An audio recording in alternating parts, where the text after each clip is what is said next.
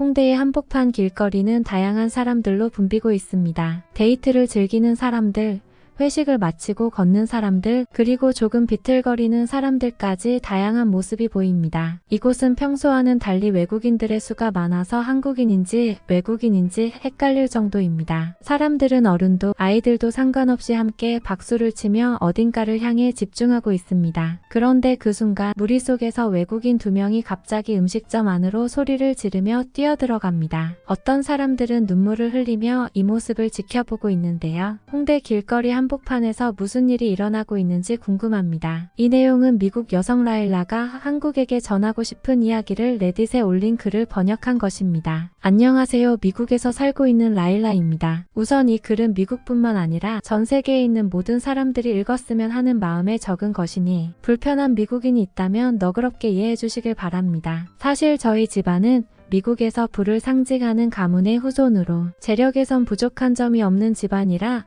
미국에서 나름 잘 살고 있는 집안입니다. 저희 미국은 다른 나라와는 다른 특이한 문화가 있습니다. 바로 부유함을 자랑하지 않는 것입니다. 미국에서는 부자들이 공개적으로 자신의 부를 자랑하는 것은 일반적으로 칭찬받지 못하는 행동으로 여겨집니다. 오히려 욕을 먹는 경우가 많죠. 대부분의 사람들이 부유함을 감추는 것이 더 적절하다고 생각하기 때문입니다. 미국은 겸손을 미덕으로 여기고 돈 자랑을 속물로 여기는 문화가 자리 잡혀 있습니다. 또 대부분 부유함을 자랑할 위치가 되며 다른 자랑거리가 많기 때문에 돈이 아닌 다른 것들을 자랑하고 내세우죠. 저와 남편은 서로 좋은 집안에서 태어났지만 어릴 적부터 스스로 뭔가를 잃어보고 싶은 욕구가 강했고 회사에 들어가 밑바닥부터 시작해 성장해가며 결국 사업체를 꾸렸습니다. 그러다가 서로 경쟁자로 만나게 됐는데 경합을 하던 중 크게 부딪히는 일이 생기며 자주 만나게 됐는데 그러다 결국 마음이 맞아 결혼하게 되었습니다. 저희가 마음이 맞았던 이유는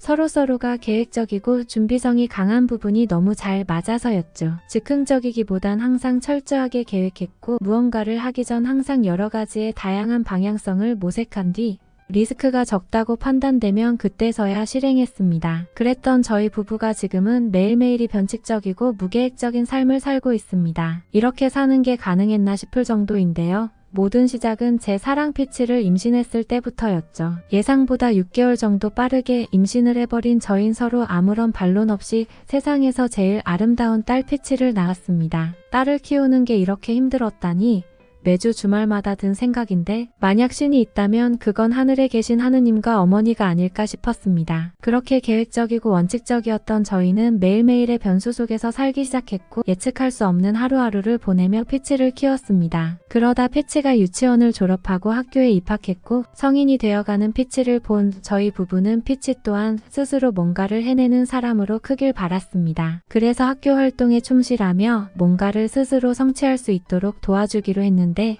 어느 날 갑자기 스카우트 활동에 가입했다는 말과 함께 최근에 본 세계 일주 유튜버처럼 자기도 전 세계를 돌아다니며 사람들에게 본인이 겪은 것을 전하고 싶다고 하더군요. 처음엔 남편과 피치가 또래 아이들과는 다르다며 범상치 않다고 좋아했지만 생각해보니 마냥 좋아할 일이 아니었습니다. 피치의 독립심이 워낙 강해 앞으로 걱정될 일이 많을 것 같았기 때문이죠. 그러나 다행히 코로나가 터졌고 스카우트에서 주최하는 잼버리가 한동안 운영을 하지 않았습니다. 그렇게 학교 생활을 열심히 하던 피치가 어느 날 부모님의 사인이 필요하다며 공지문을 들고 왔습니다. 한국에서 열리는 잼버리 대회 참석에 허락한다는 내용의 동의서였죠. 사실 저희 부부는 한국을 썩 좋아하지 않습니다. 저희가 처음 시작했던 사업이자 서로 만날 수 있었던 이유인 해외 수출 업무 때문인데 당시 많은 조사를 한 뒤 알게 된 사실 중 하나로 한국은 소득 수준이나 시민의식 수준이 매우 낮다는 것이었습니다. 그 당시 절대 손해보는 장사를 하지 않는 저희는 상대적으로 GDP가 높은 나라 위주로 공략했습니다. 그 당시만 해도 한국은 미국에 비해 2배가량 낮았고 뉴스를 통해서도 낮은 시민의식이나 서양권과는 너무 다른 문화를 가지고 있다고 알고 있었기에 업체 선정을 할 때도 한국을 쳐다도 보지 않을 정도였죠. 하지만 요즘은 한국이 예전과는 달라졌다는 이야기를 자주 접할 수 있어 피치를 한국에 보내는 데 있어 남편과 충분한 상의 끝에 피치의 뜻대로 한국을 보내주기로 했습니다. 대신 조건이 있었죠. 한국에서 사용할 식비와 잼버리에 가져갈 준비물을 스스로 벌어서 마련하는 것이었죠. 힘들어할 줄 알았던 피치는 옆집 집안일을 도우며 잔돈을 벌거나 집안마트에서 아르바이트를 하며 3개월 만에 필요한 돈을 다 모았습니다. 나머지 비행기 비용이나 비상금은 저희 부부가 마련해 주기로 했죠. 그렇게 시간이 지나 드디어 피치는 한국으로 잼버리 대회를 떠났습니다. 그런데 기쁜 마음으로 한국에 간 피치의 이야기는 충격적이었습니다. 생각보다 상황이 열악해 힘들다고 하더군요. 머물던 텐트에 비가 새기도 하고 벌레 퇴치제가 부족해 밤새 잠을 설쳤다는 이야기를 들었습니다. 그 외에도 수많은 문제점이 있었지만 너무 화가 나니 더 이상은 말하지 않도록 할게요. 그렇게 미국 측에선 한국에 간 잼버리 참가자들을 당장 퇴소시키기로 결정했습니다. 저도 피치와 계속해 통화하며 상황을 전해들은 결과 당장 한국에서 벗어나는 게 좋겠다고 생각했습니다. 그런데 뉴스 기사를 통해 퇴소가 확정됐다는 소식을 전해 듣자마자 스카우트 연맹 측에서 전화가 왔습니다. 참가자들을 곧바로 미국으로 귀국시키는 게 아니라 가까운 서울에 잔류하며 마무리 일정을 소화시키고 보내겠다는 이야기였죠. 대다수 부모들의 격렬한 반대가 있었지만 잼버리 참가자들의 격렬한 호응으로 결국 서울에 잔류하기로 결정이 나버렸습니다. 피치에게 전화해보니 갑작스러운 일정 변경 때문에 잼버리 측의 정확한 계획은 모르겠지만 우선은 따라다니며 자주 연락하겠다고 하더군요. 저희 부부는 당장이라도 피치가 돌아왔으면 하는 마음이었고 피치가 안 온다면 저희가 가야겠다고 생각했습니다. 그래서 당장 짐을 싸 한국으로 떠나기로 했습니다. 솔직히 말하면 경계 가득한 마음으로 도착한 한국의 첫인상은 그리 나쁘지 않았습니다. 도로도 매우 깔끔하고